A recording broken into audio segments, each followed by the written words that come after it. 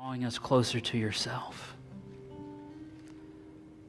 And may you go with us this morning. May it be you that speaks.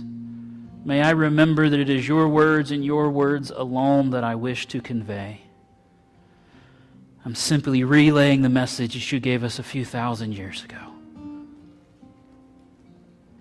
That I have nothing to add.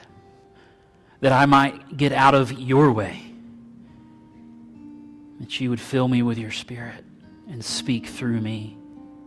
That I might speak with your power and not my own. In your name we pray. Amen. Thank y'all very much for some great music this morning. I know we've already given kind of the PG-13 warning here, but I'm going to redo it one more time for those that are watching online. If you're watching with younger kids, just as a warning, the subject matter for this for today is we're putting a PG-13 warning on it because it does deal with some adult manners in relation to marriage. And so just so you know, so you're forewarned if you're watching online, watching in person, we may talk about some things that you might not have had a chance to discuss with your kids yet. So be prepared. If they're watching, they may have questions. We are continuing on in our Wise Living series through the book of Proverbs. We've got this week and also next week we'll also have a PG-13 warning attached to it, just because of it. They both deal with marriage and some of the things within marriage, and so we want to make sure you understand that we might talk about sex, because we are today, okay? It's not going to be graphic, don't worry. We're not going to get into details, and this isn't a class on that. But we are going to talk about some things dealing with the idea of sex. Okay? So, there you go. There's your warning for this week and next. But we're in chapter 5 today is where we're going to be picking up. Excuse me. One of the things that and I texted Dawn this as I was writing the message. I always ask her some questions because I'll do that on occasion, just because sometimes we deal with some things that go for a more mental health area, and I want to make sure I convey those correctly in relation to what I'm saying. So I texted her. I was just, hey, I'm excited. My introduction gets to deal with one of my favorite things, and that's flirting with you. So I make it a point to constantly flirt with my wife. It's a regular occurrence, whether it's something I say, whether it's something I do. It's part of how we relate to each other. Because I believe that it doesn't matter how long we've been married, it is important that I still try to woo my wife. We've been married, by the way, just over 18 years and a few months. So we're not necessarily young in our marriage anymore. But I still try to make it feel like we are. And there's like three things that as I was writing this introduction, I was like, there's three things that are the reasons I do this. One, and probably the most fun one, is it grosses our kids out. Our kids just think it's so disgusting. And so it's really fun to do it in front of them. For that is one reason. That's not the main reason I like to flirt with her in front of them, but that is a definite bonus. Ew, that's gross. That makes it so much fun. And so then I just continue, right? The other reason is because I want them to know that there is no doubt that I love their mother. There's no question that, in my opinion, she is the most beautiful woman on the planet. I want them to know that without a shadow of a doubt. And so I show that to her in front of them. The other thing that I do, the other reason I do this is because I want them to know that I love her for who she is and all the things that God has done in and through her, so that they get to see what an attempt at a healthy marriage is. Now notice, I didn't say perfect marriage, I said healthy. We're striving for a healthy marriage because healthy and perfect aren't the same thing. Because we still have our disagreements. You might know those as fights is another word to use. We still have our moments where we just struggle to want to show love to the other person. And that's just part of it, right? And so we show all of those things to our kids. But we always show that no matter what happens, no matter the disagreement, no matter what's going on, at the end of the day, we do still love each other. We may not always like each other in the moment, but we always love each other. And so it's an attempt to show what a godly, or let me rephrase this. It's important for me to show my children what it looks like to strive for a godly, healthy marriage. We're striving for that. I don't think we're there yet because we're still imperfect. We're still human. But we're striving for that. That's our desire. We want to have a godly, healthy marriage. And that means we're constantly working on ourselves and we're constantly working on our marriage.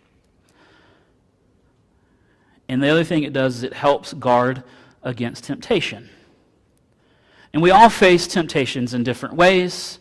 In the case of our subject matter today, it's a more intimate manner that we're talking about facing these temptations. And it's important that we guard against temptation by maintaining closeness with Jesus and with your significant other.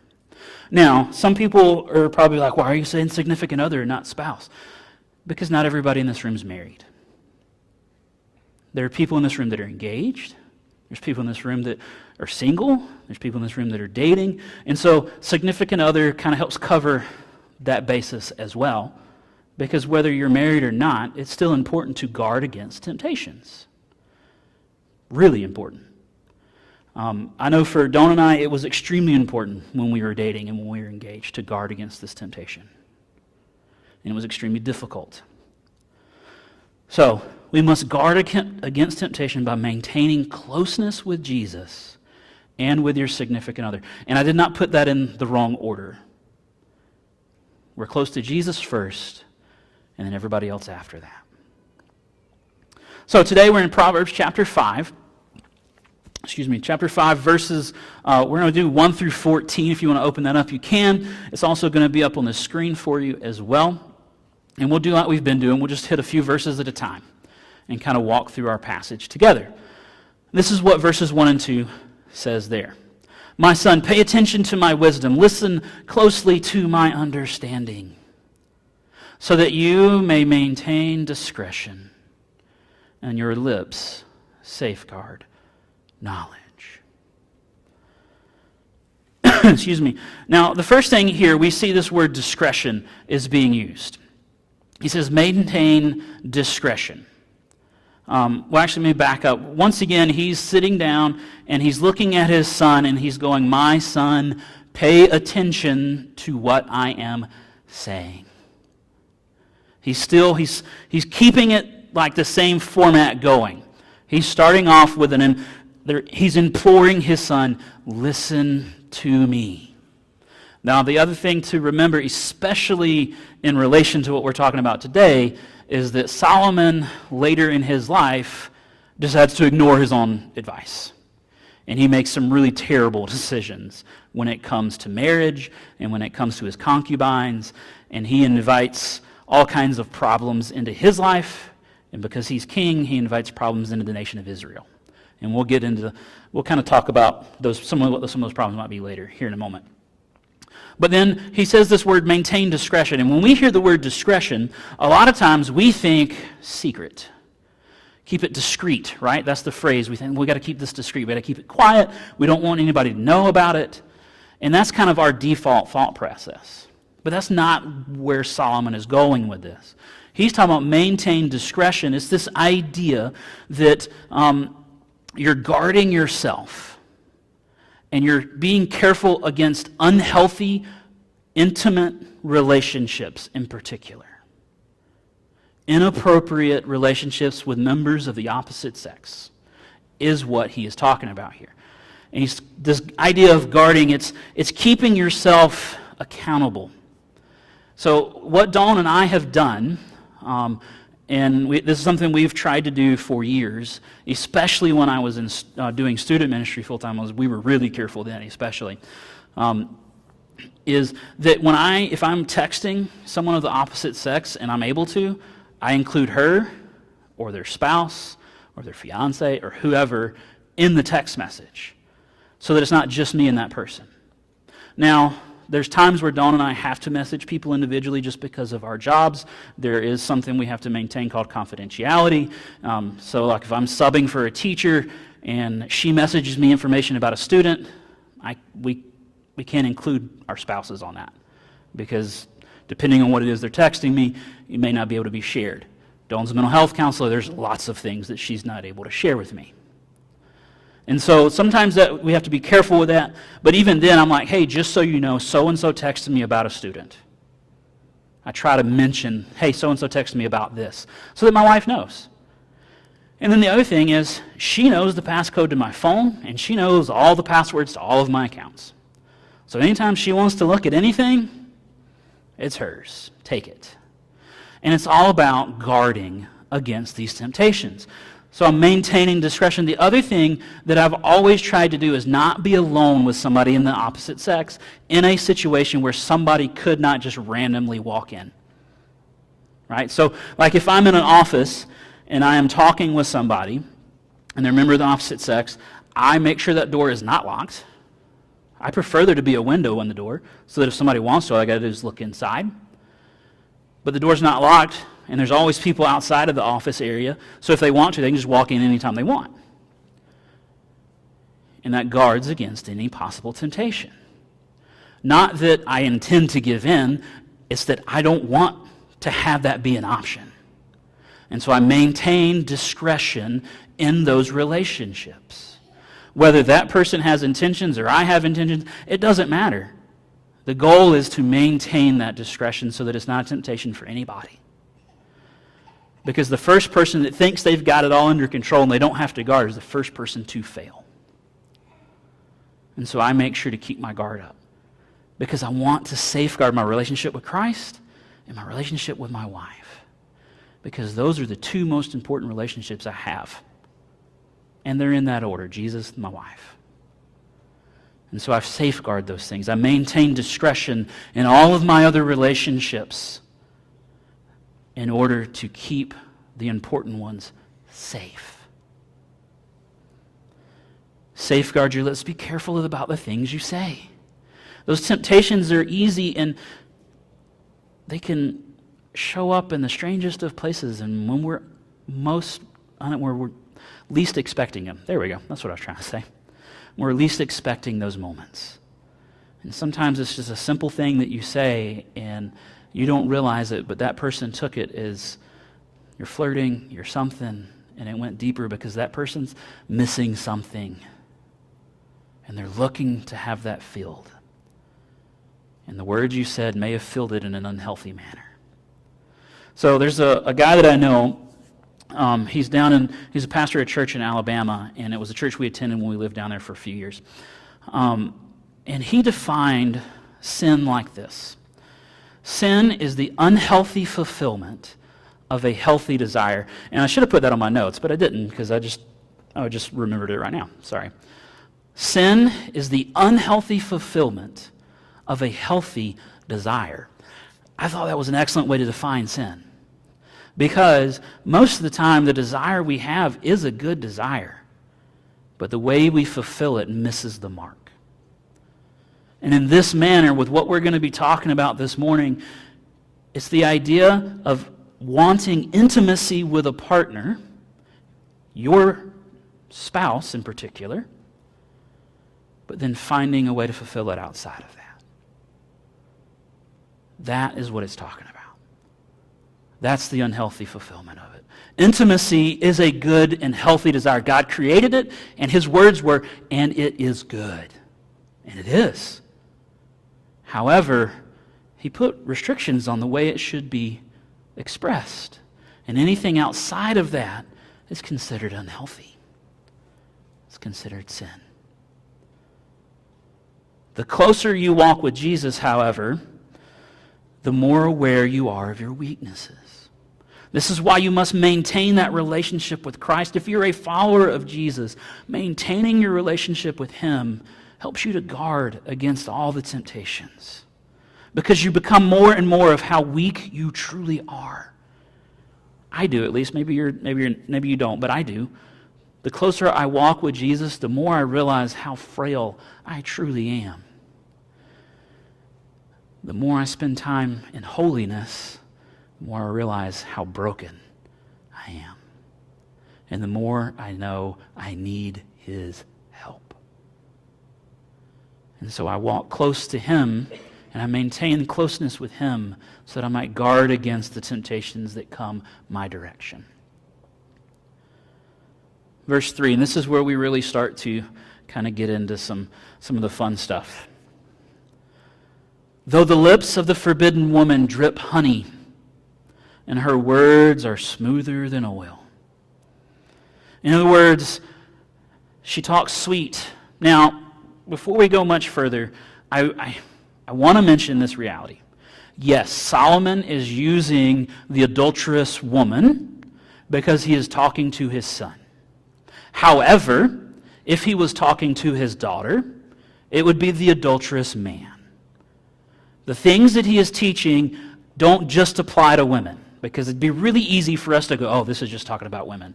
Men were good. The reality is, and the sad reality is, men are more likely to step outside of their marriage for intimacy than women are. So men, it is even more important that we guard against this temptation for the health of our marriages and for our spiritual health. So we must guard against these things.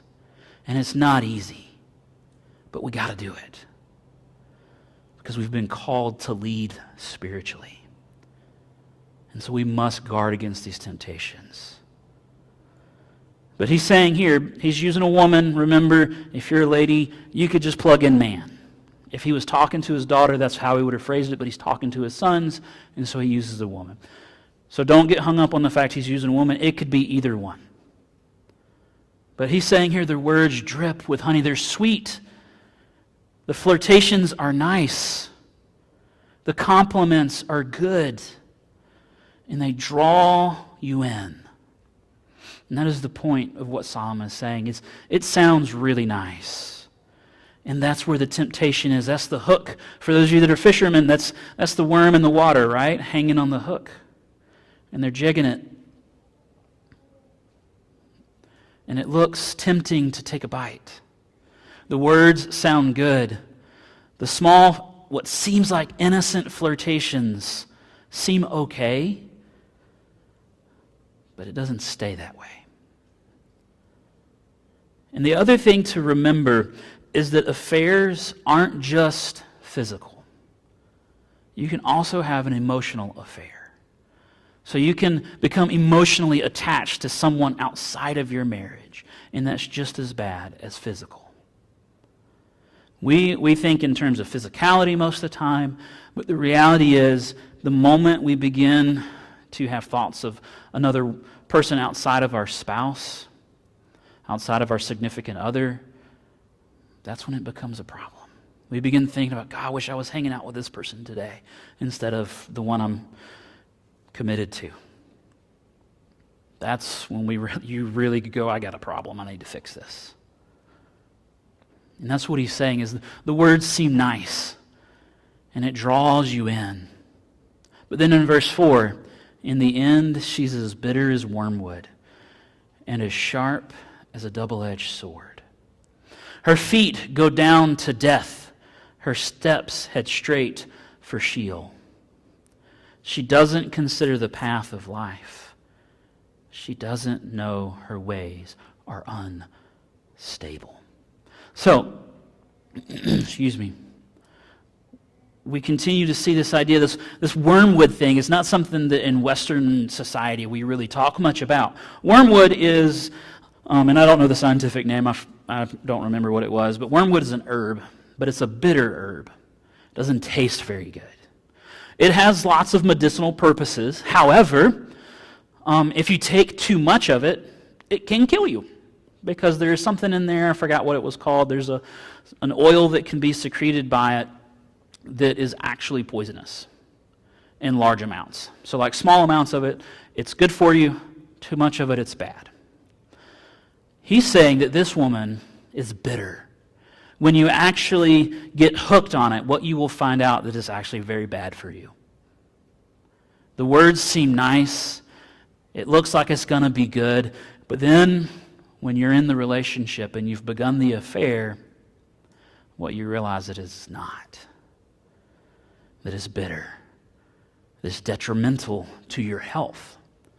Not just emotionally, but physically as well, there's dangers.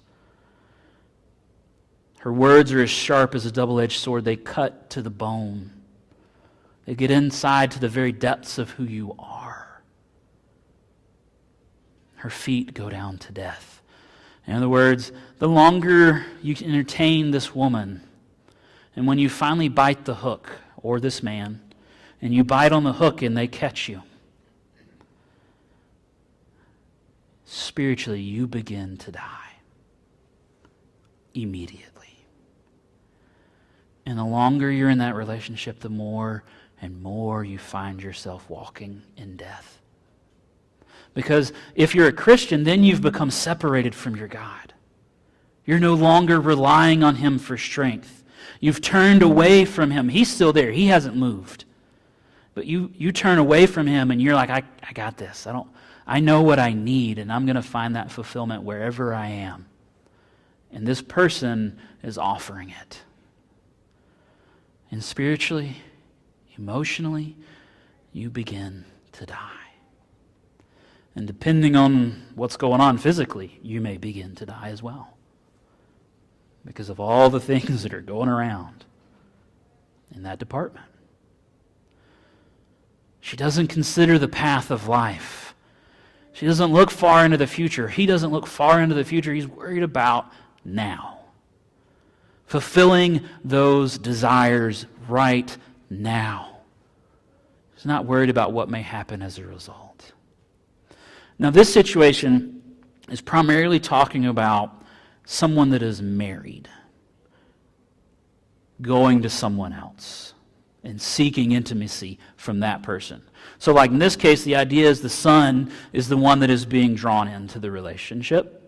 The son is sitting here doing his thing. Maybe he's married, maybe he's not. This married woman approaches him and begins to try to seduce him.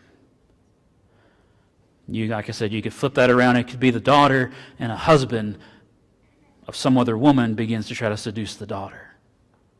That's kind of the idea of what we have. But the reality is, it could be either direction. And it could be both.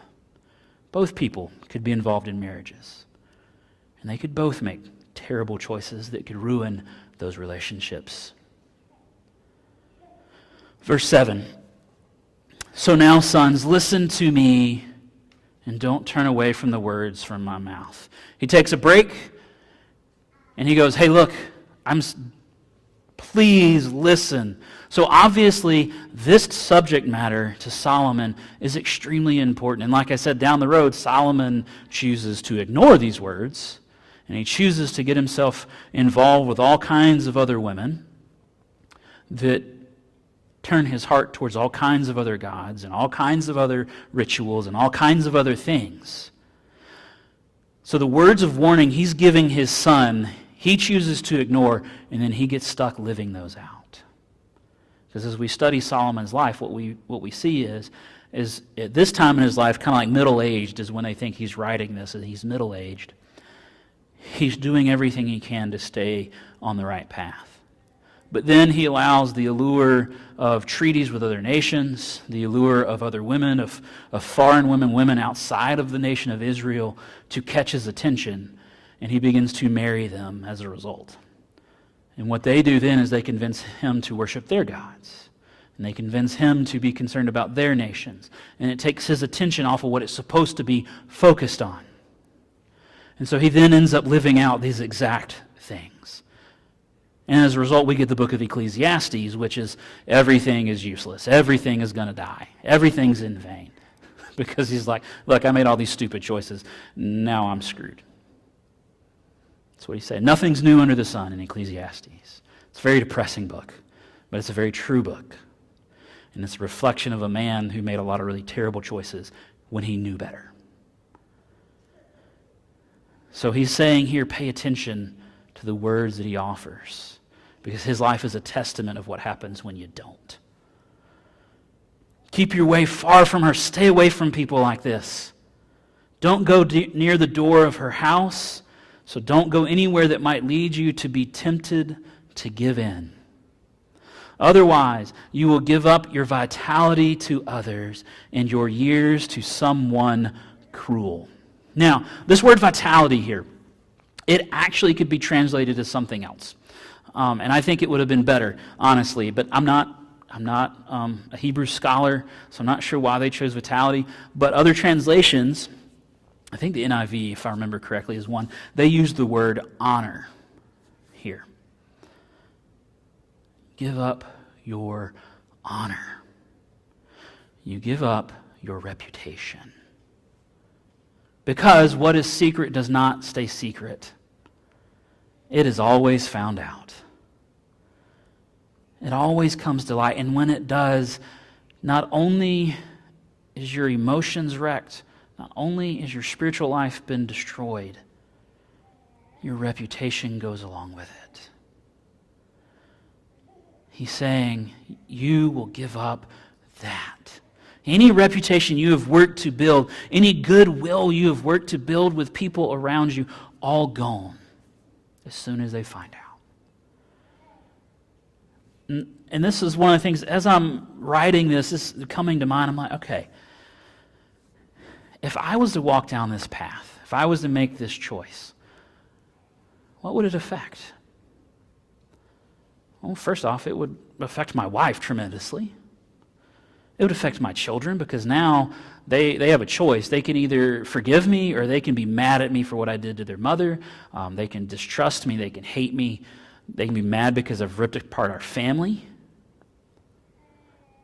And so they have stuff to deal with now too.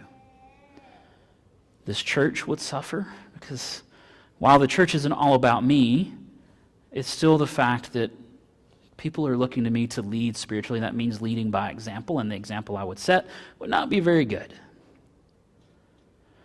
My desire is to imitate Jesus and then invite people to imitate me as I imitate him. And if I'm having an affair, that's not really doing that, is it? So it would hurt this church. I've worked really hard to build a good reputation in this community, not because I want people to look at me in a good light, because I want them to look at my God in a good light. I want them to look at Jesus and see how wonderful he is because he's chosen to use me. And so I've worked really hard to love on the people in this school, love on the people in the community, to love the kids that ride my bus, to do these different things. All of that gone like that. Honor goes out the window with this woman or man. And then he gets into, and your years to someone cruel. Scholars believe that this someone cruel is a reference to the husband of the wife. So in this case, the adulterous woman, stepping outside of her marriage, engages in this unhealthy, inappropriate relationship, and the husband finds out about it. Well, I mean, he's not going to be real happy. I would not be. And so he's saying you're giving up your years to someone that is likely going to be very cruel to you for the rest of your days. They may never forgive you. And if they're not a follower of Christ, they likely won't. So they likely will not. Sorry, little Renly back there is hilarious. So given up to someone cruel. And then it says strangers, in verse 10, strangers will drain your resources. The other thought here is the strangers is the rest of this guy's family. They're also going to come after you, is what it's saying, because you've hurt them too. Because you've ripped apart the marriage that they confided in, or that they were maybe somehow or another part of the immediate family, and now you've ruined that relationship, and so they're going to come after you also. They're going to drain your resources. They're going to try and take everything. You think about it, in our culture today, part of a divorce proceedings are very expensive. If you have an affair and they decide to get divorced, there's a good chance this person your spouse might just be like, you know what, because of the way what you treated me, how you did, I'm taking it all. And they could very well try that. Someone who is very angry could very well take everything you have. Your hard-earned pay will end up in a foreigner's house. Someone else will enjoy your money given to them as part of the divorce settlement in our culture today, right? You have to pay child support, you have to pay alimony, you have to pay whatever. Talk to some of these wealthy guys that have done this and divorced their spouses and how much money they're shelling out every month so that their ex doesn't have to work anymore. He's warning, these are the things that can happen if you walk down this road. And sadly, Solomon chooses to walk this road a lot. He had 300 concubines and 300 wives. I can't even imagine. It's difficult being married to just one person. That takes enough work, not difficult in a bad way. Sorry, that sounded like I could be like, she's so difficult to deal with. Not what I meant. Not what I meant, Dom. As difficult as it takes work. You have to put in the effort. I couldn't imagine trying to do that times 300. Or 600, really, because concubine was basically a wife at that time. So he begins to make these same mistakes. But then look at verse 11. At the end of your life, you will lament, which is exactly what Ecclesiastes is. You will lament when your physical body has been consumed. And you will say, how I hated discipline, and how my heart despised correction. I didn't obey my teachers or listen closely to my instructors. I am on the verge of complete ruin before the entire community. This inappropriate relationship, this stepping outside of your marriage for sexual fulfillment, has the potential to take everything. Even your physical body can suffer. I mean, with all the STIs and all the other things going around, you never know. These are things that can decimate your body. But then he gets into what caused the problem.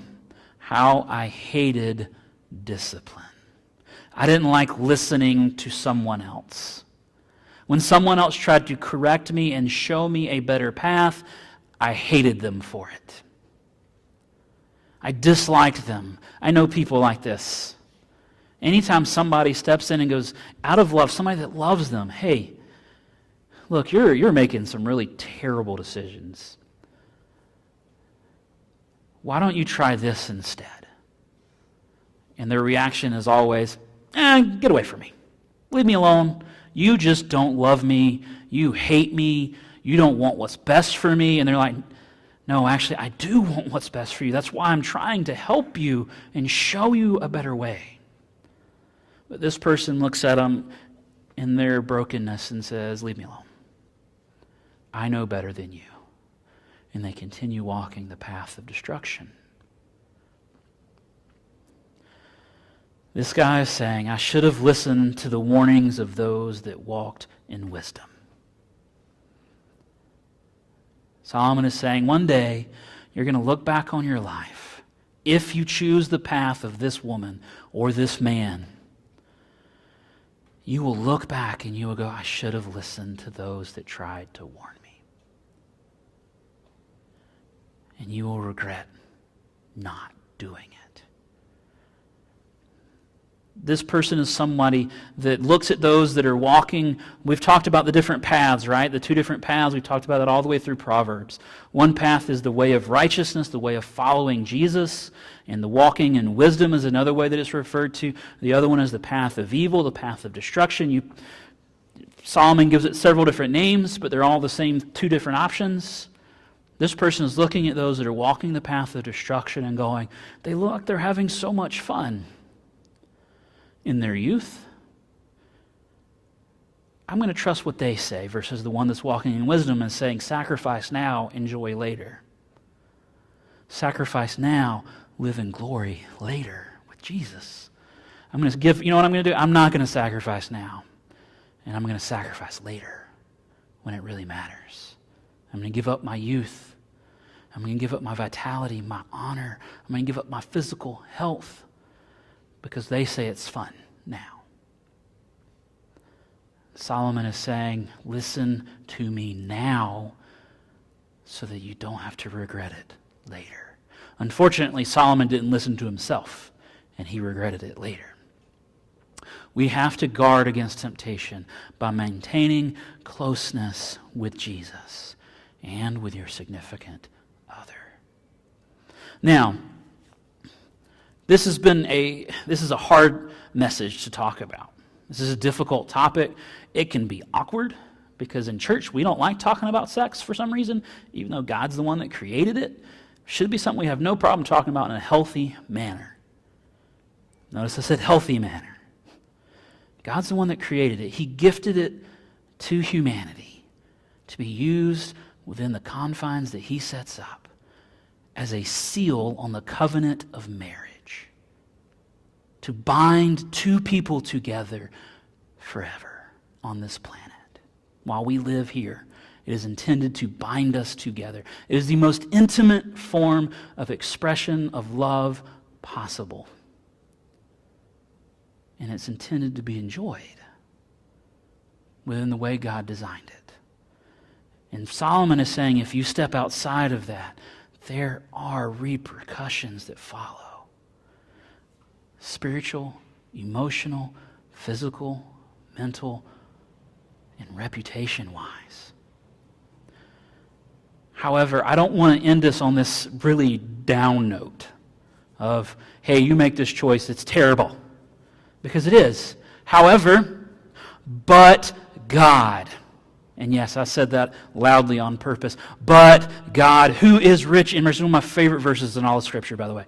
But God, who is rich in mercy, because of his great love that he had for us, made us alive with Christ, even though we were dead in trespasses. You are saved. You are saved by grace. If that can't get you excited, then I can't help you. That to me is extremely exciting. But God, no matter how much I've screwed up, no matter what I've done, where I've been, how long I chose to stay there, because of the grace of Christ, I can be redeemed. Not by my work, not by the work of anyone around me, but by his. Because Christ died on the cross so that I might be set free from all these things. And specifically talking about our passage today, that I might be set free from the temptations of the adulterous woman, from the temptations of the adulterous man, that I might be redeemed. And that's Ephesians chapter 2, verses 4 and 5, by the way.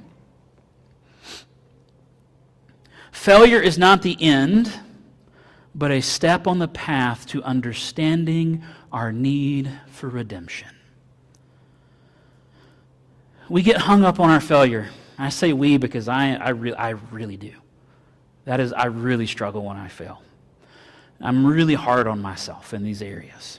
I mess something up, I do something wrong, I beat myself up. So what I do is I fail and then I continue to fail because I'm beating myself up rather than showing myself the grace that God has given me.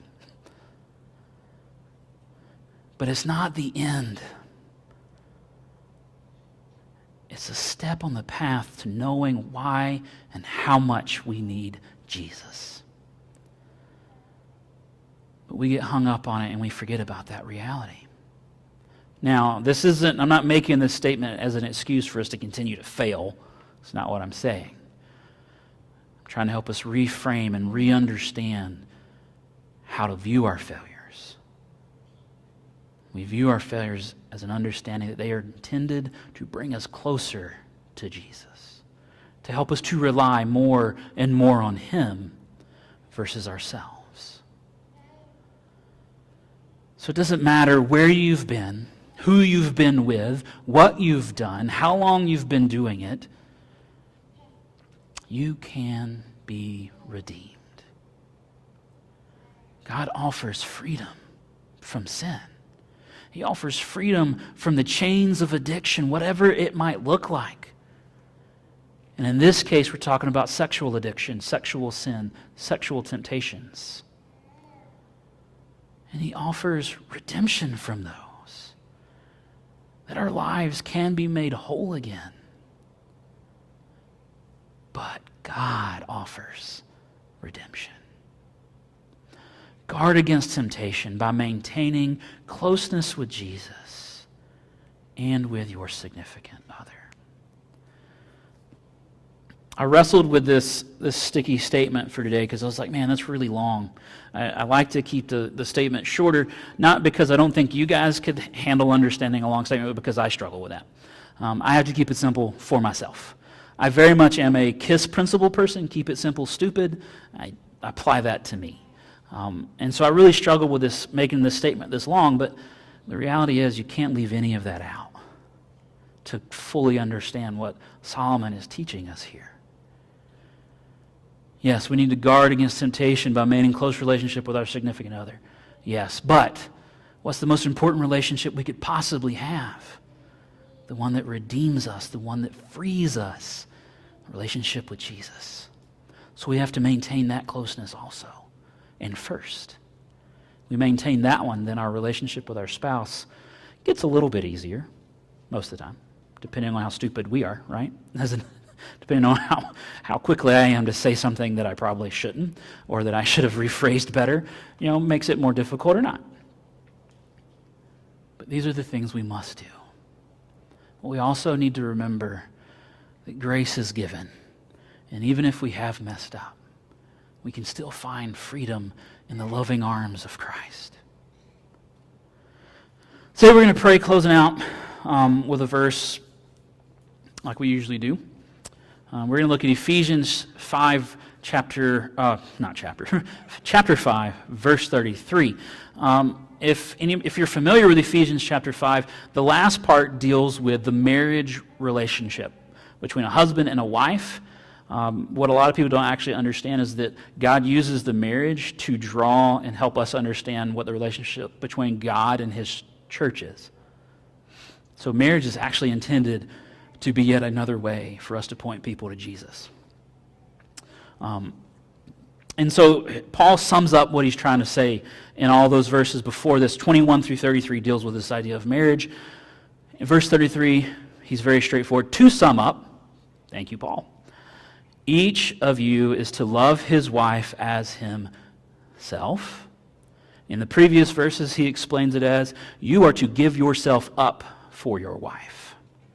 You are to be willing to die daily for the needs of your spouse. You're to give up your desires, your wants, to make sure your spouse has what she needs. That's the command to the husband. And wives, as a result of your husband being willing to do that, you are to respect your husband. The wife is to respect her husband. Previously, he uses the word submit. We abuse that word submit, and we misconstrue it. Men try to abuse it, women misconstrue it. Men try to abuse it and say that my wife should do what I tell her. Women try to construe it and go, he's going to try to tell me what to do when I should have the ability to do what I want. That's not what it's saying.